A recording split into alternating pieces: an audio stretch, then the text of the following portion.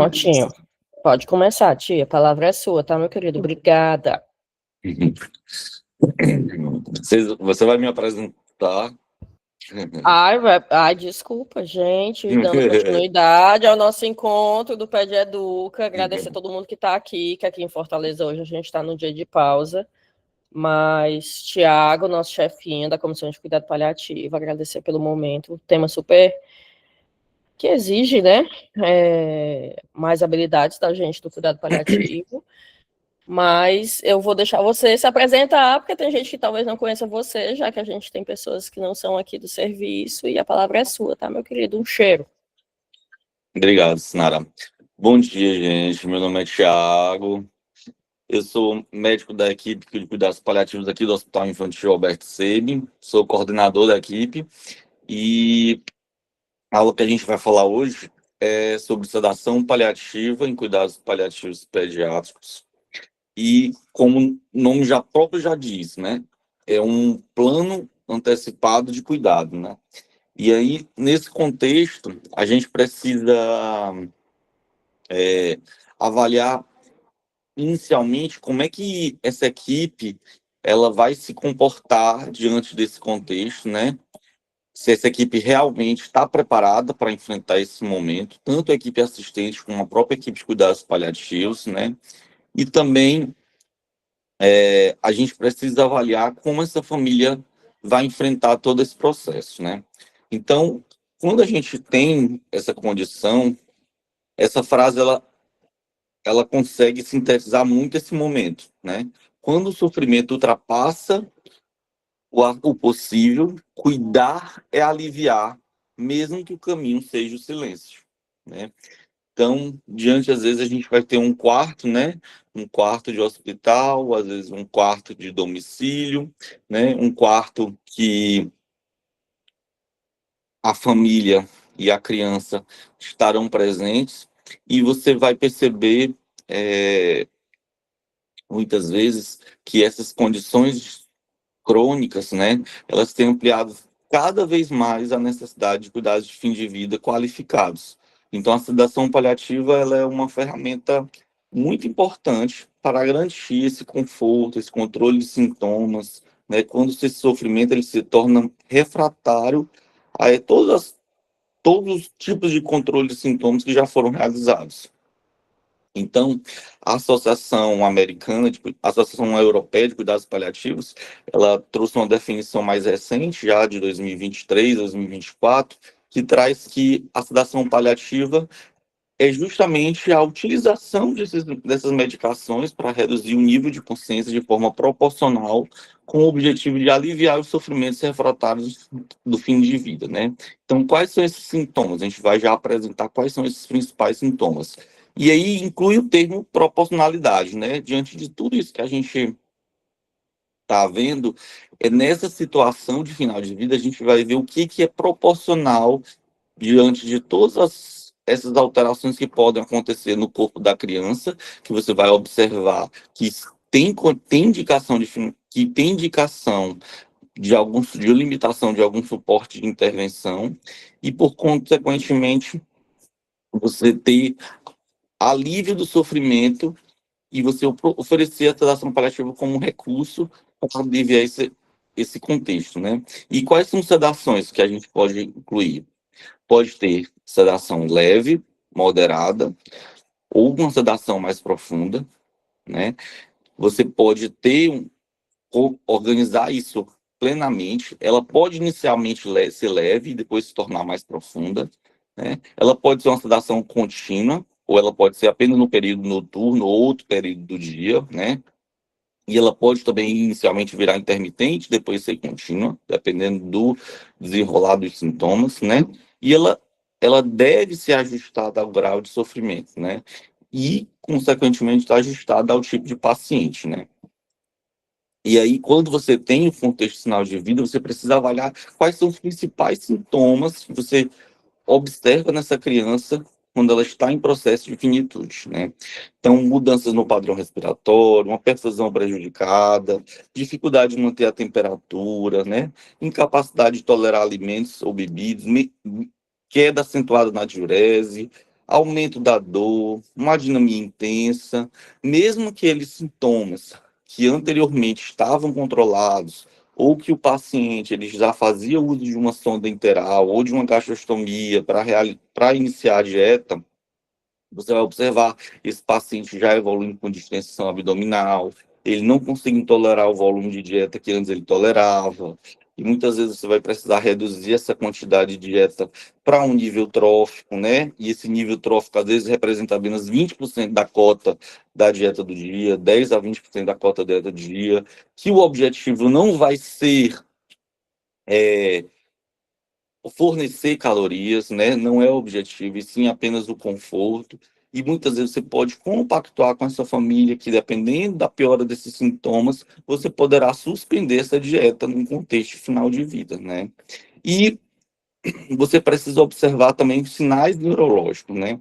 Quais alterações do nível de consciência essa criança vai apresentar. Essa criança vai apresentar-se mais sonolenta, né? Às vezes mais agitada, então você pode ter sintomas de agitação mais importantes, né? Você pode ter uma diminuição de uma capacidade de resposta, e essa resposta que muitas vezes acontecia em determinado horário do dia, ela está mais espertinha pela manhã ou pela tarde, muitas vezes sob efeito de algumas medicações, às vezes coadjuvantes, que podem, na sua interação, alterar esse sensório, você às vezes vai ter isso de uma forma mais profunda ou de uma forma muito mais acentuada, né? Então é sempre importante você perceber esse processo, né? Você vai observar também uma intratabilidade das crises convulsivas, né? Epilepsia de difícil controle, que já foi utilizado a maioria dessas medicações anticonvulsivantes são disponíveis, inclusive já anti, é, dietas específicas para isso, como as dietas cetogênicas, né?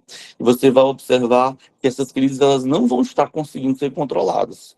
Então já é outro sinal que, diante de todos os outros sinais, também pode, não é apenas um sinal específico, né?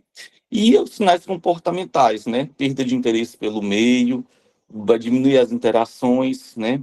Você vai observar muito isso no cenário dos pacientes oncológicos, essa mudança de comportamento. Antes era uma criança ativa, uma criança que se comunicava com toda a equipe, que mesmo diante de todos os processos de quimioterapias que ela precisava fazer e tudo, quando chega nesse processo, você vê essa criança mais embotada, mais com o celular, né?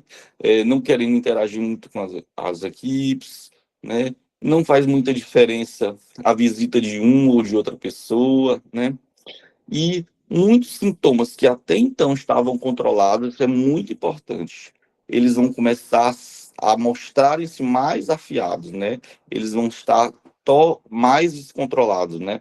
Então, uma dose de morfina que servia para poder atenuar um momento de dor durante o dia, ou a gabapentina já em dose alta, que estava equilibrado, você vai ver que mesmo fazendo ajustes, elas já estarem em doses máximas, elas não vão ter mais, não vai haver mais o controle de determinado sintoma. A própria dispneia, que você conseguir controlar com um bolos ou outro de morfina, até a bomba de morfina, ela não vai conseguir mais ter controle. Então, são vários cenários que você pode estar percebendo esse processo, né? E aí, quando você fala, por que é difícil sedar na pediatria, né? A maioria dos estudos na literatura seguem adultos, né? E aí, a maioria na nossa faixa pediátrica ainda é pacientes oncológicos. E aí, não é possível fazer estudos que não sejam observacionais, né? Infelizmente, existe um contexto ético. Como é que eu vou oferecer sedação paliativa para um determinado grupo de crianças em processo ativo de morte e outro grupo que está em processo de morte não oferecer? Então, isso acaba gerando muitos vieses éticos, né? E isso acaba impedindo a produção de artigos meta-análise para você ver qual é a melhor medicação e tudo. Então, muitos desses estudos eles são observacionais, então o rigor metodológico é muito reduzido, né, nesse contexto. E você tem também um período que, pegando já o gancho, de um contexto social e familiar com alta intensidade emocional. Inclusive, isso acaba repercutindo na equipe, né? Você pode perceber muitas vezes uma equipe super angustiada com um sintoma que não está sendo controlado, né? E você pode perceber muitas vezes uma equipe totalmente angustiada, em burnout por conta do sintoma não controlado, ou por conta do sofrimento que aquela criança é uma criança que muitas vezes já tem uma boa relação, já tem uma história com aquela equipe, já teve muitas internações, e essa internação se tornou mais prolongada, e você pode perceber, às vezes, sintomas muito exacerbados, né? E que, às vezes, acabam repercutindo em outras famílias, né?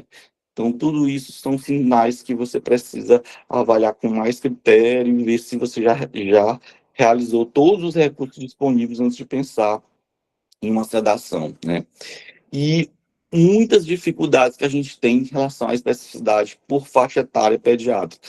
Para neonatologia, algumas medicações são mais adequadas, né? Tem menos efeitos colaterais do que outras medicações na fase pré-escolar, ou na fase escolar, ou no período adolescente. O período adolescente já se aproxima mais com os adultos. E aí você tem algo um pouco mais próximo de você aplicar, mas muitas vezes você tem contextos de sofrimento, às vezes diferenciados, de você precisa perpetuar qual tipo de melhor sedação envolvida. Quantas vezes, nesses momentos aí que eu já estou mais inserido no trabalho da oncologia, que crianças pedem, né, às vezes para o psicólogo ou para o enfermeiro, né? Às vezes o contato é com outros profissionais, por isso que a gente, como fazendo parte dessa equipe assistente multiprofissional, saber reconhecer que sofrimento está envolvido, né? E muitas vezes as crianças pedem para ser sedadas, tio, me dá um remédio para me dormir, né? Então, sempre saber elencar essas situações para poder a gente organizar esse momento com a família quando for realmente no momento certo, né? E aí, sempre lembrar que a sedação na paliação, né, nos cuidados paliativos pediátricos, ela não reduz a sobrevida, né? Mas também ela não apressa a morte, né? Então, não significa que você fazendo sedação paliativa, você vai dar mais qualidade de vida ou que você vai aumentar o tempo de sobrevida, né? Mas não significa que a morte vai ocorrer de imediato. E muitas vezes, por conta de existir essa confusão, essa diferença, o que a gente percebe é que muitas vezes as pessoas confundem eutanásia com sedação, mas daqui a pouco a gente vai tentar fazer essa distinção, tá bom? E aí, o que sedação paliativa não é? Então, só para a gente poder contextualizar esses conceitos. Então, sedação paliativa, ela não é analgesia intensa, certo?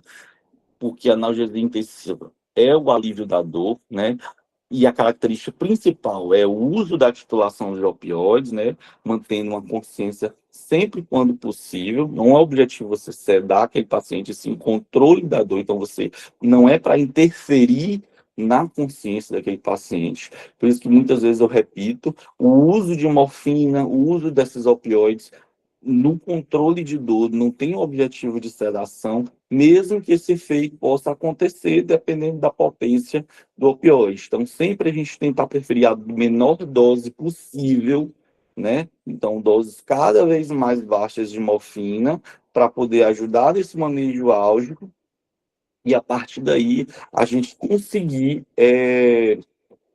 avaliar se essa dor está sendo controlada e você fazendo os ajustes baixos, muitas vezes com bolos, né, de analgesia com 10% da dose, para poder atingir aquele alvo e aí você tentar ter o controle de uma forma progressiva, certo?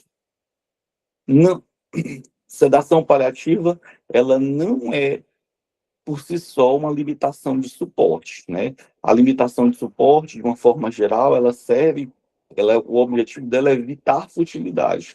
É justamente não iniciar ou retirar a terapia sem benefícios, e aí isso inclui ventilação mecânica, ordem de não reanimar, né? Terapia de substituição renal e outras coisas. Então, sedação paliativa não é eutanásia, né? O objetivo da eutanásia é abreviar a vida, é suspender a vida por um pedido, né, ou do paciente, ou por um pedido de um paciente, ou por um pedido da própria família, né? E aí isso é um ato que pode é um ato intencional para causar morte, para encerrar aquele sofrimento e que é proibida no Brasil. Isso é um homicídio, certo? Já a sedação paliativa, né, o objetivo é aliviar o sofrimento refratário, né? Aquele sintoma que não foi controlado e que você vai conseguir proporcionar uma redução do nível de consciência com várias medicações, o midazolam é o principal, visando o conforto, né? E aí, quando a gente fala de aspectos éticos e legais no Brasil, o próprio Conselho Federal de Medicina, ele já reforça a nossa autonomia, reforça a questão dos objetos de consciência, né? A recusa terapêutica, como um marco para poder termos decisões compactuadas com a equipe e família em termos de limitação de suporte vital, né? E aí, sempre quando a gente está diante de situações, é interessante que você possa fazer um processo de forma colaborativa, compartilhada com a sua família, e se essa criança, esse adolescente conseguir participar, você ter um assentimento desse adolescente respaldado, né? E aí, documentar todo esse processo. Lá no começo, você precisa fazer um termo claro, trazendo todos os objetivos, os métodos que vão ser aplicados, e aí esses métodos vão incluir as medicações que vão ser utilizadas, né? Quais são as expectativas que essa família tem a esse procedimento, tanto as expectativas da família, como também as expectativas do paciente ou da própria equipe, né? E considerar os ajustes. Se chegamos a esse nível de dose e o paciente tem muitos efeitos colaterais, você poderia pensar num rodízio de sedação, né? E aí você vai fazendo todas essas possibilidades, essas programações, isso de uma forma antecipada. Isso inclui plano antecipado avançado de cuidados, né? E aí, muitas vezes o que a gente percebe é que, atualmente, existem muitas lacunas em relação a esse treinamento, né? A equipe assistente, ela muitas não está preparada, né, para poder manejar a sedação paliativa. Daí a importância de uma equipe de cuidados paliativos especializada, que possa estar junto com a equipe assistente, que possa pegar na mão da equipe assistente para poder conseguir realizar esse procedimento, esse passo a passo que a gente vai já já trazer de uma forma ampliada, de uma forma ética e compartilhada com a família, né? E aí alguns reforços, né, da parte ética, né, a resolução do Conselho Federal de Medicina de 205/2006, ele autoriza o médico a limitar ou suspender procedimentos que prolonguem a vida em fase terminal. E você está falando de sedação paliativa para pacientes em fase terminal, né? E resolução do CFM de 1995/2012 dispõe sobre as diretivas antecipadas da vontade dos pacientes. Muitas vezes você não tem muito essa realidade dentro da pediatria, apesar de que a gente vem buscando esforço para fazer, mas, por exemplo, em pacientes já com autonomia antecipada, com adolescentes, que conseguem se incluir dentro do contexto clínico de doença, você consegue propor uma diretiva antecipada e esse com o paciente conseguir manejar esses sintomas de uma forma mais ampliada, certo? E aí o Código de Ética Médica, né, as versões de 2018, 2019, já, desde essas versões, já estabelece essas diretrizes, né, para os cuidados paliativos, se não me engano, no artigo 41, né? E aí, quando indicar sedação paliativa, né?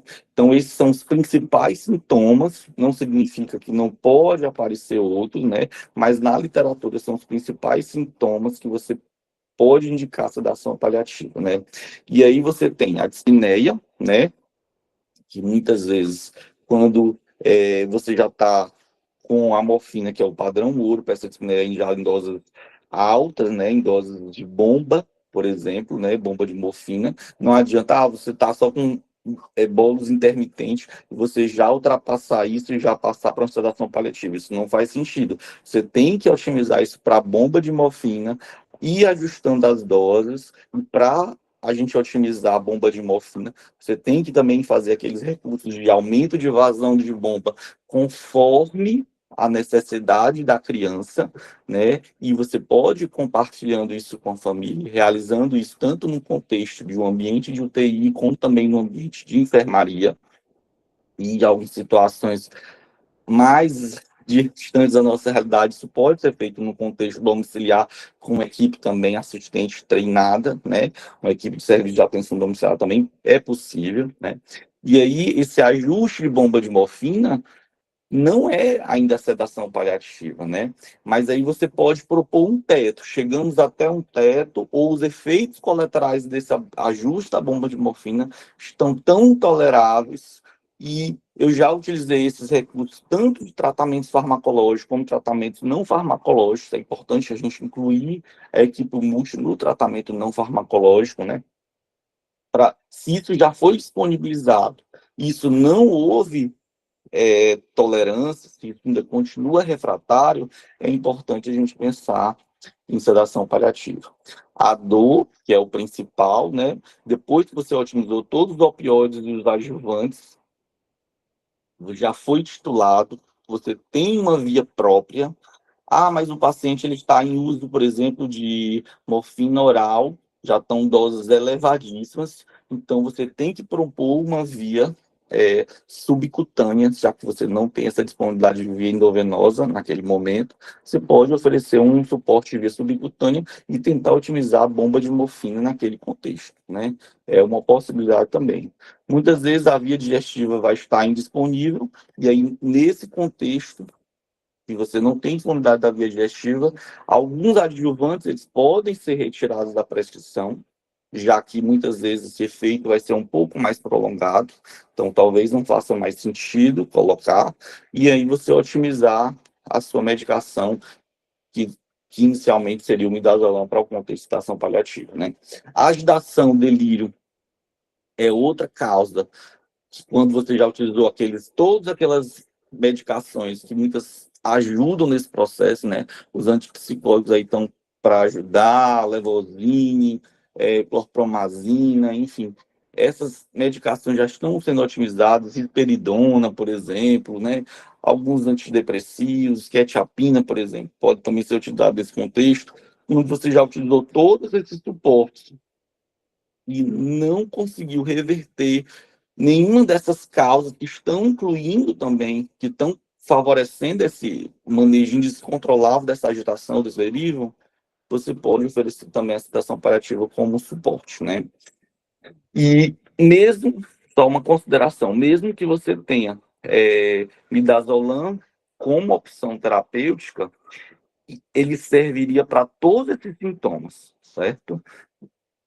Apesar de que em algumas situações você pode ter a possibilidade de usar esses antipsicóticos ou até algum anticonvulsivante como opção terapêutica complementar de sedação paliativa, quando o midazolam não for bem estabelecido ou não for se ele se tornar intolerável, né?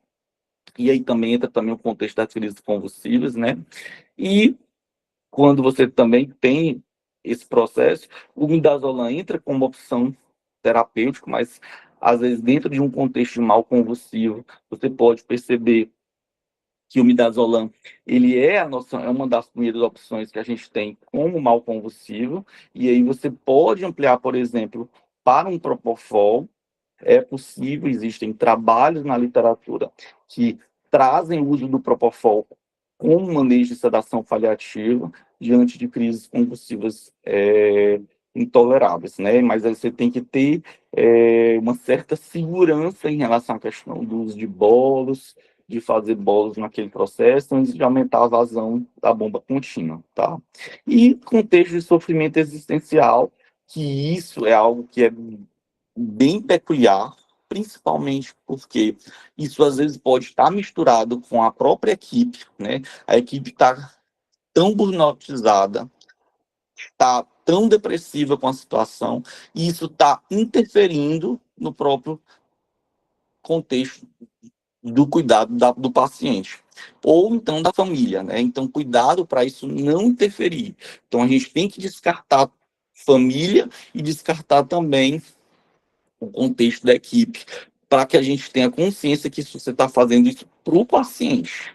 Eu sei que todos esses cuidados são importantes, são mediadores do cuidado que fazem de extrema importância, mas nesse momento você tem que considerar o paciente como seu principal objetivo, certo? E aí, o nosso passo a passo, né? O primeiro é identificar se aquele sintoma é refratário.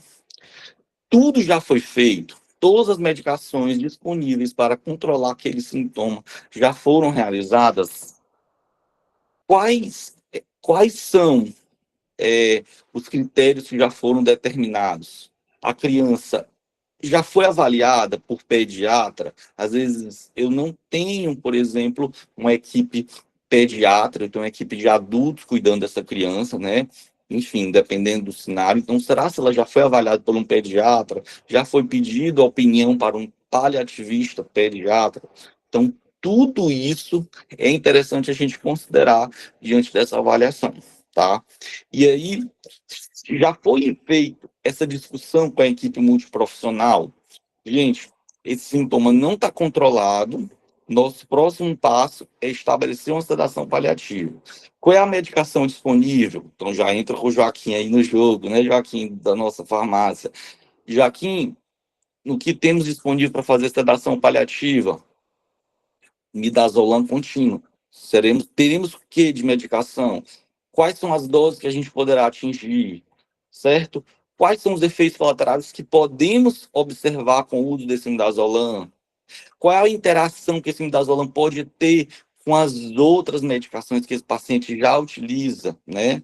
Então, tudo isso a gente já vai começar a fazer um plano antecipado e já trazer tanto para a equipe como para a família quais são as possibilidades diante desse manejo, né? E aí, de novo, comunicação continuada com a família e o paciente, desconsiderar burnout e depressão da equipe da família, então, para você tirar todos os viés possíveis, né? E aí você vai discutir e registrar todas essas programações. E aí, o terceiro é tratar as causas reversíveis. Você está diante de um sintoma refratário, mas será se você tratou causas reversíveis que possam estar causando esse sintoma? Porque muitas vezes você está diante de um quadro de dor, e será se eu tratei uma constipação de uma forma coerente, por exemplo? Um cálculo renal que aquela criança pode estar tendo e você passou despercebido, né? Uma cárie, né? Você vê muitas vezes essas situações no paciente cefalopata. É, um, qualquer tipo de alteração que possa causar dor, é interessante que você esteja realmente já revertendo. Todas as causas já foram reversíveis, já foram tratadas, e você não consegue minimizar esse controle de dor. Então, sempre é importante avaliar essas coisas. Bexigoma, né? Enfim.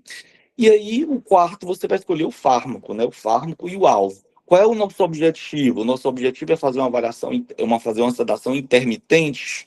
Ah, vamos deixar ele sedado só no período noturno, porque ele não consegue ter um sono adequado devido a um contexto de dispneia tão importante ou de dor tão importante. Então, consequentemente, você vai propor medidas iniciais, né, para fazer esse manejo de uma forma intermitente. A gente utilizou isso quando a gente tinha um paciente com uma doença pulmonar.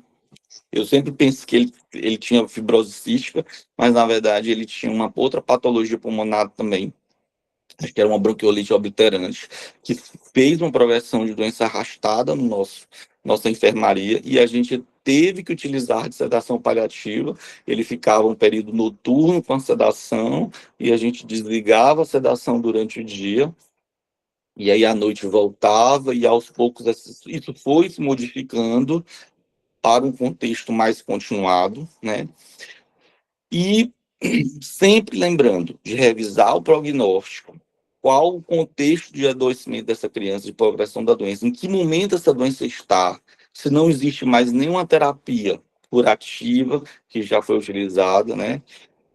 Quais são os benefícios desse procedimento? Quais são os riscos? Se existem alternativas? E se não der certo esse primeiro fármaco, o que é que a gente pode utilizar? Então, a gente já precisa pensar todos esses caminhos antes de iniciar esse passo a passo, né? E aí você inicia, por exemplo, com o midazolam, que é o primeiro, né? E vai fazendo aquela titulação gradual. Muitas vezes essa titulação gradual, ela pode ser de 10 a 20% da vazão dessa medicação. Então, quando você começa o midazolam contínuo, você já começa com bolos, que muitas vezes eu vou já trazer as doses, certo? Não se preocupe. Você começa com bolos de 0,03 a 0,05 miligramas quilodose e inicia o continuado, que pode ser de 0,03 a 0,05 miligramas quilo hora. Então, você inicia a sedação paliativa e já inicia com bolos para poder aquilo já começar a ter um certo efeito logo naquele momento. E aí você vai fazendo essa titulação, observando o nível de sedação que você quer atingir, se é uma sedação leve, se é uma sedação mais profunda, né?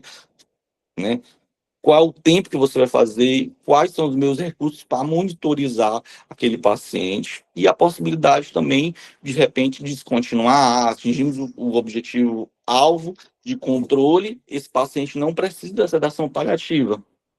A gente pode chegar em uma situação como essa, apesar de muito difícil diante de uma evolução tão rápida que pode acontecer também, né? E aí você vai avaliando. Inicialmente é interessante que a equipe de cuidados paliativos esteja nesse acompanhamento a cada 30, 60 minutos, logo nas primeiras horas de sedação paliativa, e depois essa responsabilidade ser assumida pela equipe assistente, né? E ajustando as doses, os adjuvantes, alguns podem tirar, outros podem sair, né? E você vai, ao final, registrar tudo que você fez, como o paciente se comportou, quais são as próximas programações. É interessante sempre você fazer essa abordagem antes do processo de terminalidade acontecer. Eu sei que muitas vezes isso não dá tempo, porque você não imagina que algumas coisas se evoluem para isso, né? Mas aí você precisa já, mesmo que você já esteja num processo de terminalidade, de uma sequência de falhas terapêuticas, você já chamar a família para fazer esse momento e trazer a possibilidade de já iniciar a sedação paliativa como recurso, caso o controle dessas medicações não sejam tão afetados, né? E aí você vai documentar isso tudo que você realizou como reunião familiar, com reunião com a equipe, e orientar também as outros tipos de limitação de suporte. É interessante você ter um plano de adequação de esforços terapêuticos, né? Que você não vai iniciar drogas vasoativas, que você não vai progredir ventilação, ou que você não vai entubar, ou que você não vai reanimar, porque você está diante de uma limitação de suporte, então isso precisa ser bem esclarecido nesse plano e individualizado para cada paciente, né? E aí eu tenho aqui um algoritmo prático, né? Só para a gente lembrar, refazer esse passo a passo, né? Sintoma refratário confirmado, conversa, consentimento. Depois, inicia-se a medicação, mais ou menos os adjuvantes conforme o sintoma.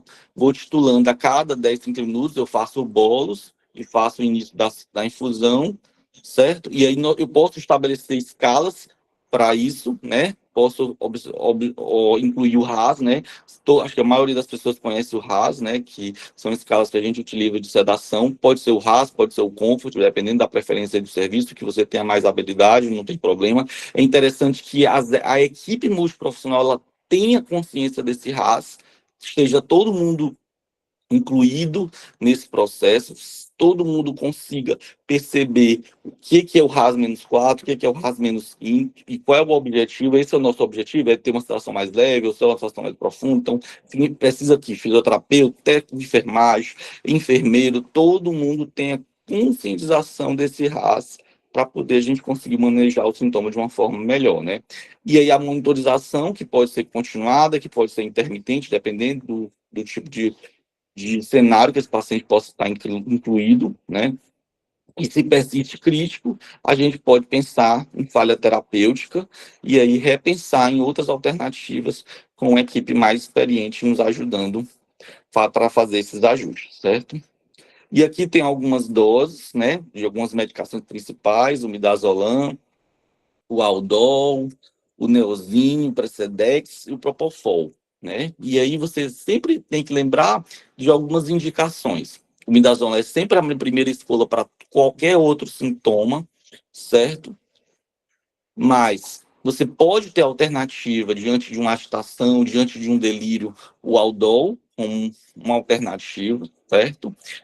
Essa dose inicial você pode conseguir como via oral, que é a dose preferível para os pacientes, mas você pode substituir essa dose por uma forma via venosa ou via subcutânea, dependendo do ajuste do seu serviço. O Neosine você pode entrar como complementar, você não tem ele endovenoso, mas você pode utilizar ele como complementar nessa sedação paliativa. Então, não significa se o midazolam não deu certo, você não é para você tirar, você pode manter o midazolam e utilizar desses outros recursos se for dentro do contexto de ansiedade, delírio, né? E o Precedex está muito utilizado ainda para os casos de encefalopatia, irritabilidade, né? Principalmente na faixa neonatal, é uma medicação segura, e aí você pode ter aquele despertar mais, aquela sedação mais despertar, que preserva uma certa interação, mas não deixa de ser uma sedação paliativa como uma opção. Ela pode entrar como primeira opção, antes do midazolam, já que é uma sedação que muitas vezes já faz parte da nossa rotina média, nossa rotina de cuidados diários, né, tanto na UTI como também às vezes em unidades de maiores cuidados avançados, né, mas ser uma possibilidade de iniciar essa medicação para deixar o paciente um pouco mais confortável, né? E o Propofol é nos casos de refratoriedade extrema, onde você pode ter utilizações de doses aí, é o inicial, 0,5 a 2, mas você pode chegar até 6 miligramas quilo-horas, né? Dependendo da sua possibilidade de chegar mais perto desse paciente, né?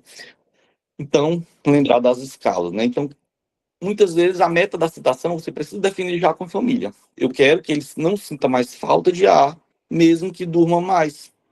Então, vamos alinhar isso, né?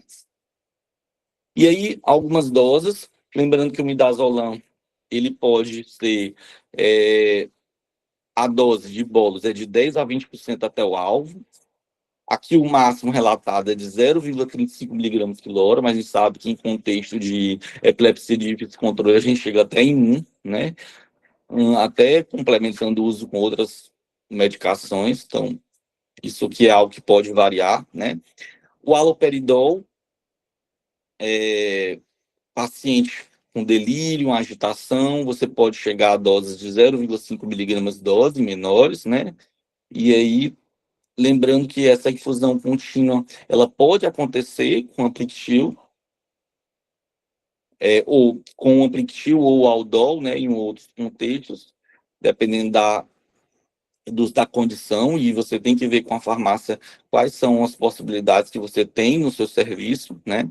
E o Levozine também, em faixas etárias variáveis, você pode ter variação de doses, aqui você pode chegar até 25 miligramas 2 vezes ao dia, e é interessante que essa medicação você sempre se atente, né, às possibilidades de titulações para referir, para fazer um processo programado lento e fracionado, né? É interessante você sempre lembrar dessa titulação em relação ao Levozine em doses distribuídas ao longo do dia, né? Então, se você pode deixar uma dose tão alta de manhã pela noite, então você redistribui até de 4 vezes ao dia ou de 6 vezes ao dia, é uma boa alternativa, né? O Precedex, tem o Propofol também, né? E os opioides aí, que a gente não é para o caso de sedação paliativa, mas eles não devem ser retirados diante do contexto, né, de sedação paliativa, porque eles não servem para sedar isoladamente, mas a combinação de midazolam com morfina ou com outro tipo de opioides mais fortes, né? Dependendo do que você tiver disponível, você pode conseguir ter uma sedação mais eficaz sem utilizar tantas doses de midazolam, né? E lembrar que a dose de ataque em situações de contexto, de agitação e tudo, você pode fazer até 10% da dose diária, né? E aí, lembrando aqui, tem umas outras características que a gente trouxe do UpToDate, essas informações, o fenobarbital, que ele pode ser utilizado em infusão contínua em contextos principalmente associados a convulsões de difícil controle, né? Isso pode utilizar 0,5 miligramas quilo hora, né? Podendo chegar à necessidade até de 2.400, certo? Essa dose aqui são doses de adulto, não tem doses específicas de pediatria, né? Mas como é uma dose aqui por quilo, acho que você conseguiria manejar nesses contextos de epilepsia de difícil controle. Em termos de agitação, de situações de agitação persistente e tudo, você pode ter a opção da clorpromazina aqui, como infusão contínua até 3 a 5 miligramas quilo hora, e em doses parenterais até 150 miligramas, e até via retal, dependendo dos recursos que você tiver. Se você tem uma via endovenosa disponível, o melhor é essa, mas se não, você pode fazer a complementação com a subcutânea, né, com midazolam e complementar com clorpromazina, tá certo? E aí, lembrando da documentação legal, as indicações clínicas, um documento claramente mostrando a realidade dos sintomas e todas as medidas prévias atentadas, ou seja, já foi tudo realizado para essa criança. Eu vou para o meu consentimento informado, registro a conversa com a família, esclarece as dúvidas, tanto com a equipe como a família, eu incluo também a equipe aqui. Todo mundo está de acordo a iniciar essa ação paliativa. Se tiver qualquer divergência, aquela equipe, e a gente vê que isso é preponderante, isso é importante para aquela criança, a gente pede a ajuda dessa equipe assistente para poder ser substituído, ou as pessoas que estão no processo serem substituídas, para poder a gente conseguir integrar esse cuidado de uma forma mais ampla e nosso objetivo de controle, né? Quais são as escalas de alvo? Precisa todo mundo estar a par de todas essas escalas e quais são os nossos objetivos. Todo o protocolo farmacológico, né? Quais são os fármacos disponíveis, as doses, os horários de administração, como foi a evolução clínica desse paciente, quais foram as avaliações realizadas, quais foram os ajustes realizados periodicamente, diariamente foi feito dose de midazolam, foi ajustado da dose no dia primeiro, no segundo dia já foi aumentado para 30% da dose. Então, tudo isso a gente precisa deixar tudo organizado no prontuário para outras pessoas que chegarem em um outro período saberem como foi a evolução, quais são os nossos objetivos e ele dar continuidade a esse segmento, né? Então, a documentação, ela protege a equipe, respeita o paciente, garante transparência no processo decisório, né? E quando você chega a um limiar que você não consegue atingir, é interessante você pedir uma segunda opinião ou uma discussão com o comitê de ética. Ou você não conseguindo atingir o seu ideal, ou você não conseguindo iniciar aquela sedação paliativa por conta de divergências que aconteçam entre a equipe, certo? E aí, aqui um quadro resumo do papel do cuidado da equipe multiprofissional. O médico indica a prescrição, monitora a sedação, ajuste as doses conforme a evolução clínica e resposta aos fármacos. O enfermeiro vai observar o nível de consciência, quais são os meus sinais de conforto, se é dispneia, como é que está a questão de tiragem, sinais de desconforto respiratório, e manter a comunicação constante com a família, isso vale para todos os profissionais, né? O psicólogo, manejar a culpa, né? Porque muitas vezes pode ter sintomas de culpa tanto para a equipe como também para a família, né? Qual o apoio emocional nesse contexto? Qual é o apoio da equipe durante todo esse processo? Assistência social, suporte às decisões familiares, organização logística, né? Articulação dos recursos disponíveis para que a família possa se manter no hospital, naquele processo. É importante que a família não abandone o paciente, né? Sabe que existem contextos sociais bem diversificados que possam acabar levando a isso, né? Fisioterapia, atuar no conforto respiratório, no manejo das secreções, tanto com as suas medidas não farmacológicas, melhoras de posicionamento, fonoaudiólogos, cuidados orais, manejo de saliva, orientações sobre hidratação, né? E aí, para a gente já estar encerrando, né, as diferenças entre sedação paliativa e eutanásia, né? Então, pela definição, pela intenção, pelos aspectos éticos e pela proporcionalidade. Então, nesse primeiro quadro aqui, a gente mostra que a sedação paliativa, o uso é intencional de medicamentos para reduzir a consciência de pacientes com sofrimento refratário. O objetivo é aliviar o sofrimento. A eutanásia não, é um ato intencional de provocar a morte de um paciente a seu pedido, com o objetivo de cessar o sofrimento, ou a pedido dele, ou a pedido da família, né? Intenção ética divergem pelo fato de a sedação paliativa ela está fundamentada no princípio do duplo efeito. A intenção é aliviar o sofrimento, mesmo que possa acontecer encurtamento indireto da vida como efeito secundário, mas isso não é a intenção, né? E a eutanásia, a morte é o meio quando o fim pretendido, né? E aí viola os princípios da não maleficência e sacralidade da vida, né? Alguns países, eles autoriza a eutanásia do Brasil, isso é crime, né? Como a gente já é expressamente proibido pelo Código Penal brasileiro e configura-se crime de homicídio independentemente do consentimento do paciente, né? E a sedação paliativa é uma dosagem cuidadosa, ajustada para o controle de sintomas, monitoramento contínuo. Já a eutanásia não, são doses letais, são doses deliberadas com esse propósito. E muitas vezes você utiliza barbitúricos e curares, certo? Para poder fazer esse efeito, né? Então, a sedação paliativa, o foco é aliviar o sofrimento. Na eutanásia, o foco é eliminar o sofredor, né? E o princípio do duplo efeito da sedação paliativa. Quando você tem isso, faz parte daqueles conceitos éticos, até a doutora Simone trouxe muito bem na aula passada, a gente tem 5 critérios de avaliação desse princípio do duplo efeito, né? Primeiro, a natureza da ação, ela precisa ser moralmente neutra ou boa, independente de suas consequências. A intenção do agente, ela é exclusivamente direcionada ao bem-estar do paciente. Causalidade.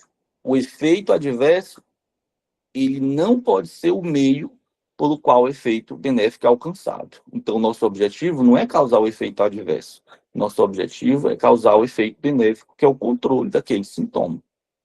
Mesmo que aquele efeito adverso possa acontecer, mas isso não foi intencional. O quarto, a proporcionalidade, o benefício esperado deve ser significativo para o paciente e justificar o risco do efeito adverso. Você já utilizou de tudo e mesmo assim aquele paciente não consegue ter aquele controle de sintoma adequado. E é o último recurso. Ela só deve ser empregada quando não tem mais nenhuma intervenção invasiva ou menos invasiva disponível e qualquer outros recursos que já foram utilizados, eles não foram mais eficazes. Já foi eficaz em um outro momento, mas nesse momento não está sendo mais eficaz. E aí, se eu tiver um contexto de uma situação de uma criança que, por exemplo, ele está sendo reavaliado imediatamente e vários protocolos já foram feitos, e se ele não atingiu o meta de sedação, o que eu posso oferecer para esse paciente? Então, lembrar que eu vou precisar reavaliar clinicamente todas as causas irreversíveis daquela situação. Retenção urinária, dor não controlada, delírio. E vou ajustar e incluir outras medicações, inclusive considerando a rotação de sedativos. E se o paciente está refratário à sedação constituída, apesar da medicação adequada, aí eu vou ver as vias de administração farmacocinética. Quais são os medicamentos, quais são as medicações que podem estar interagindo naquele momento. E se eu posso ampliar meu nível de sedação para uma neflação profunda, né? E aí, complementar a discussão interdisciplinar com a família sobre objetivos do cuidado. Eu trouxe aqui um caso Só para ilustrar, por exemplo, uma criança com tumor cerebral avançado, já com quadro de dispneia, né, possivelmente cometendo aí trombo cerebral, agitação refratária aos tratamentos convencionais, já utilizei morfina, já em bomba, já em doses altíssimas, já com as medicações adjuvantes possíveis, né? E aí, quais as medicações que cabem antes da sedação? Então, isso tudo já era para ter feito. Todos os ajustes de opioides, antipsicóticos, posicionamentos, oxinoterapia, suporte farmacológico. E qual o alvo de sedação a definir, né? Quais são as expectativas, né? Como eu vou otimizar essas terapias, né? Existe um consentimento informado, né? E a partir daí eu implementar essa sedação paliativa de forma gradual, com o objetivo inicial, talvez de sedação leve, ou, né? E depois progredir a uma sedação mais profunda. É claro que a sedação profunda às vezes pode aparecer como primeira escolha, mas isso vai depender da individualização de cada caso, né? E aí eu trouxe esse caso, segundo caso clínico, de encefalopatia neonatal. Um recém-nascido com encefalopatia grave, com crises frequentes, muitas vezes crises convulsivas, de neuroirritabilidade, e que causam sofrimento evidente, né? Nesse contexto aqui, você pode estar diante de várias utilizações de medicações já para controlar essa neuroirritabilidade. A gabapentina é nosso grande espelho aí. Mas você pode utilizar como recurso o Precedex, né, em situações bem estabelecidas, quando eu mesmo assim já utilizei opioides, eu já utilizei benzodiazepínicos, e aí eu queria oferecer uma sedação, né, mas não aconteceu uma depressão respiratória, tentando dar um nível de interação para aquele encefalopata, mesmo naquele contexto. E aí eu preciso fazer essa comunicação com os pais de uma forma bem estabelecida, né, e não apressar nenhum processo, né. Isso é só para que foi aquelas perguntas que eu acabei mudando a posição do slide, né? E se o paciente atingiu a média de sedação, estava confortável e de repente volta a agitar ou ficar desconfortável? E se o paciente se mostra refratário à sedação instituída, apesar da droga adequada, em doses crescentes? Que é aquele coisa que eu acabei trazendo lá no anterior, mas acabei adiantando, achei que tivesse ficado fora, mas tudo bem. E aí, para finalizar, esse quadro aqui do Oxford é bem interessante, mostra como podemos fazer esse manejo para reconhecer indicação de sedação paliativa, né? O paciente está em iminência de morte? Não, então não tem indicação, tá? O paciente, ele está em iminência de morte? Talvez. Então, vamos avaliar o prognóstico, nossos objetivos de cuidados. Consultas dos nossos valores éticos, com a equipe de cuidados paliativos, né? E aí, é um sofrimento intolerável? Não. Então, não precisa indicar. É um sofrimento intolerável para a equipe? Não. Mas para o paciente, pode parar. Não está indicado. É um sofrimento tolerável para o paciente? Aí sim. Talvez. Vamos classificar e proceder. Tem sintomas direcionados ao controle desses sintomas? Já foram todos otimizados? Se sim, aí a gente vai proceder à conferência, revisar todos os nossos cuidados, as inconsistências, né? As preferências, os valores, né? Não foi, equipe de cuidados paliativos precisa ser consultada, o time de dor, rotação de opioides já foi realizada, já foi feitas recomendações de manejo de sintomas, e aí você vai para os próximos passos. Paciente, família, concordam? Se concorda, paciente, família, equipe, concorda? Vamos implementar nossa sedação paliativa. Não concorda? Então podemos interromper, né? Então esse quadro aqui faz uma boa resumo da nossa aula de hoje, lembrando nossos passos a passos, os conceitos éticos que a gente viu, né, as diferenças, né, os objetivos, né?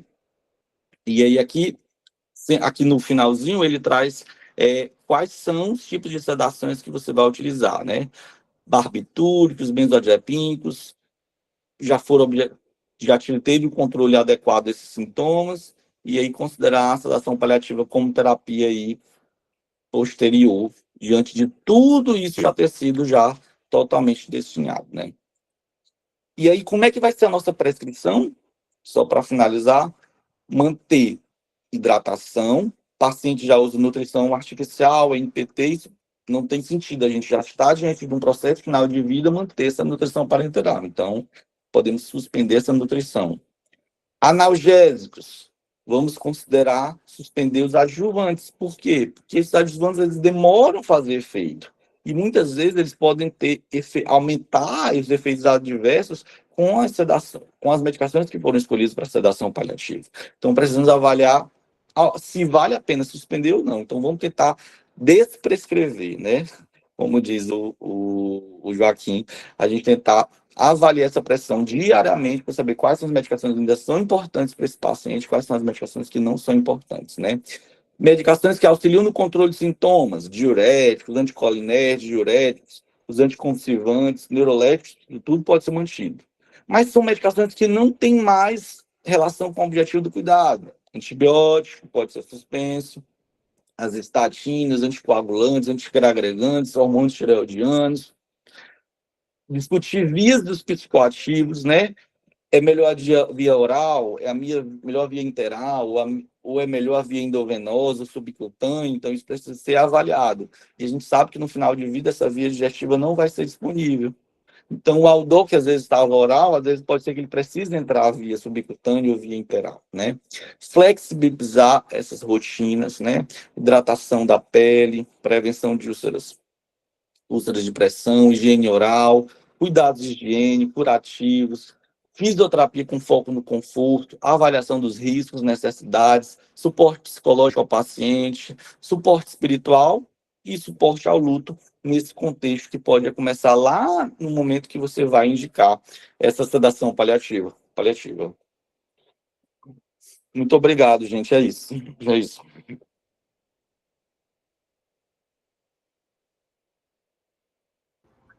Obrigada, Ti.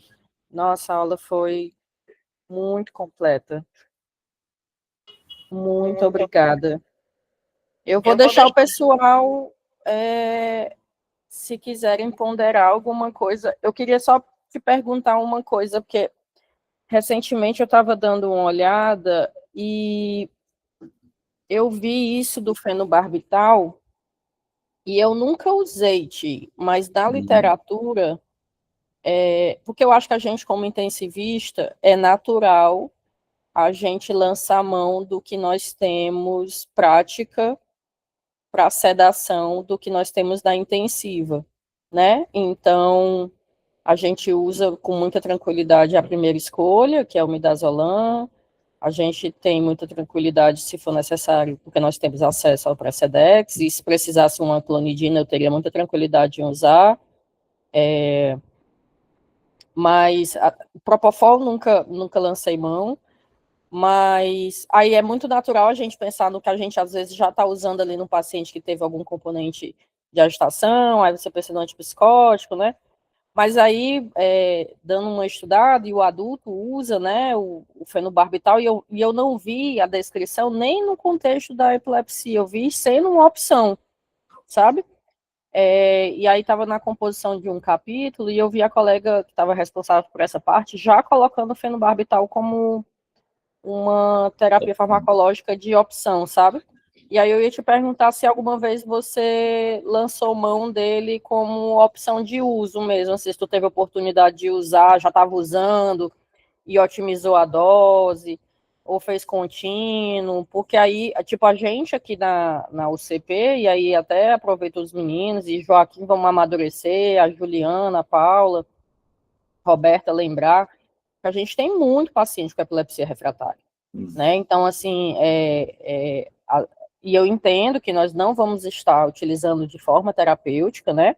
Na verdade, a gente já vai estar com esse paciente refratário a todas essas medidas, mas utilizá-lo talvez como a segunda opção. Estou utilizando o midazolam e talvez lembrar do midazolam, ou do fenobarbital, como nesses casos, ser a nossa segunda opção. Então, eu queria só saber se você já teve a oportunidade. Amiga, eu nunca usei fenobarbital. A minha sedação paliativa realmente limitou-se ao uso do midazolam contínuo em altas doses, certo?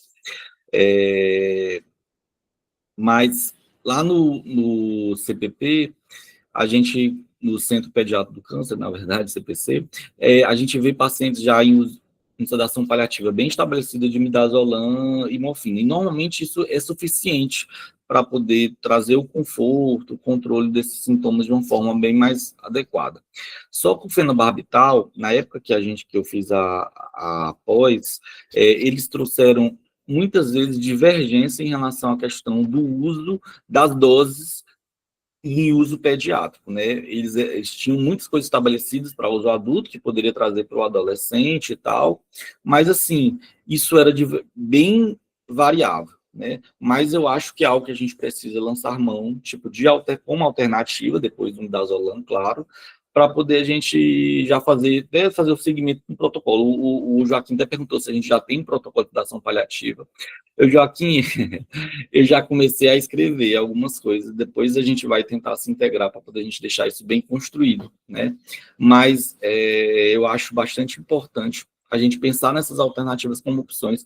Naquela época a gente teve aquele paciente, eu não estou me recordando o nome, sou péssimo de nomes, que a gente viu que tinha uma epilepsia de difícil controle e tudo, a gente já estava usando midazolam em várias barras, a gente chegou até a reduzir um pouco esse midazolam, a gente chegou a utilizar, eu acho que a gente utilizou, às vezes, intermitentes, bolos de Propofol para utilizar no controle dessas crises. Mas aí, devido à experiência da unidade e tudo, a gente acabou não ampliando aí em dose contínua, mas pode ser uma alternativa. Lá na Unimed, não sei se tu lembra, tinha um paciente chamado, acho que João Miguel e tudo, ele teve aquela síndrome de Fives. E aí ele foi lá do HRU ainda e tudo, e eu lembro que a gente teve uma epilepsia de difícil controle, e a gente chegou a utilizar midazolam e o tiopental, né, no contexto de final de vida, para o controle de crise, inclusive foi até orientado pela doutora Beth, nossa doutora, saudosa doutora Beth, né? Mas o fenobarbital, na época eu não tinha conhecimento de uso contínuo dele, mas eu acho que a gente pode ampliar isso, né? Mas é algo ainda muito restrito na literatura. Ainda mais no adulto, ainda mais na pediatria, mas eu não tenho experiência respondendo a pergunta. Eu acho muito importante uma aula dessas, a gente estar sempre relembrando os objetivos de cuidado e a equipe toda compreendendo o que está sendo feito e o acolhimento ali, né? Então, eu adorei o slide que você colocou, o papel da equipe multi nesse processo, porque, às vezes, esse controle de sintomas refratário, ele vem com muito sofrimento de todo mundo que está ali na assistência. Então, nem sempre é muito fácil, né? Especialmente quando você tem um paciente mais funcional, né, que verbaliza, que traz os seus desejos. Então, nem sempre a gente tem essa experiência quando a gente está com o nosso paciente mais crônico complexo, com muita deficiência, mais restrito, né? Mas você que está agora no CPC, que tem as crianças da oncologia, né? Você deve estar vivendo isso com mais frequência, mas a gente que teve a oportunidade de ter pacientes que traziam, né, os seus desejos de dormir, de não querer estar acompanhando tudo. Então, assim, é importante você ter a prática para ganhar segurança do que você está fazendo, mas e dividir, né, quando é difícil. E aí eu achei bacana você trazer isso também. Tipo, o caso que eu trouxe, que eu vivi, que foi muito difícil, eu dividi, né? Eu trouxe pessoas de fora, né? Teve você, teve a Bruna do CPC, tipo, não consegui dar conta. E eu acho muito tranquilo poder dividir isso aqui com o pessoal, porque nem sempre é fácil. Você está manejando sintoma refratário, onde você tem que ter a cautela da sua intervenção, como você muito bem colocou, do duplo efeito, onde no medo de estar otimizando a dose do fármaco, eu possa Causar um efeito acelerar, né? Eu posso acelerar, porque o efeito do meu fármaco pode precipitar a morte precoce, então, e aí você ter esse receio, e às vezes não conseguir controlar mesmo, porque a medicação traz efeitos adversos, pode trazer alucinação. Então, assim, às vezes a gente precisa de várias opiniões mesmo para que o paciente possa ter o seu sintoma controlado diante daquele intenso sofrimento, que não é só farmacológico, não é só físico, né, gente? E aí tem que ter todo um acompanhamento espiritual, porque muitas vezes tem necessidade de resolução de outras questões, além do por que estou querendo dormir, né, Tia? Então, por que tem criança que pede para dormir? Não é só, às vezes, o sintoma físico, às vezes é o medo, né? O medo do que está acontecendo, enfim. Então, é uma abordagem que, de fato, necessita o olhar muito ampliado. Então, assim, para a gente chegar nessa parte aqui, a gente tem que ter tido diversas outras habilidades trabalhadas, né? Então, às vezes o profissional em formação, ele chega, e a sedação paliativa, né? Olha, para a gente chegar na sedação paliativa, a gente tem que ter conseguido, no mínimo, se comunicar de forma eficaz, né? Escutar de forma eficaz o nosso paciente e a equipe, porque a equipe segurar um paciente em sedação paliativa exige muito da gente, né? Então, obrigada mesmo, Tia, eu sei que você adora esse conteúdo, foi excelente a sua aula. E a apresentação tá ficando cada vez melhor, viu? Você tá demais. Não sei se alguém quer pontuar alguma coisa. O pessoal aqui tá só elogiando. Ótima aula, aula completíssima, aula completa, parabéns. E o Joaquim sempre apertando a gente pro nosso protocolo. Esse negócio